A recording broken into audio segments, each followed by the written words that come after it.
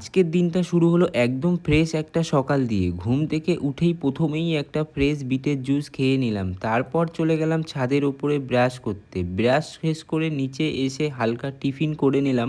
Tiffin করার কিছুক্ষণ পরেই একটা পার্সেল এসে পৌঁছে গেল, যেটা আমি কালকে আমার বাইকের জন্য অর্ডার করেছিলাম। পার্সেলটা হাতে পেয়ে আর দেরি না করে ঘরে এসে খাটে বসে করে ফেললাম একটা ছোট্ট আনবক্সিং।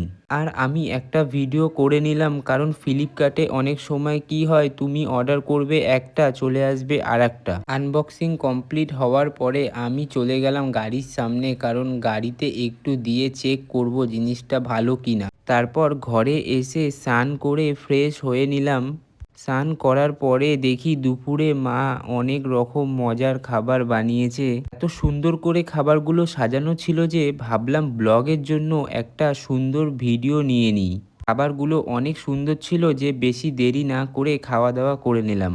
খাবার পরে আমি যখন একটু বাইরে যাই তখন দেখি একজনের নারকেল গাছ থেকে একটা নারকেল পড়ে। সেই নারকেলটা আমি বাড়িতে নিয়ে আসি, নিয়ে এসে ছাদের ওপরে গিয়ে সুন্দর করে ছাড়াই। নারকেলটা ছাড়ানো হয়ে গেলে আজকের আর কোনো ভিডিও নাই, তাই বাই। ভালো লাগলে লাইক, কমেন্ট, শেয়ার, সাবস্ক্রাইব করবেন প্লিজ।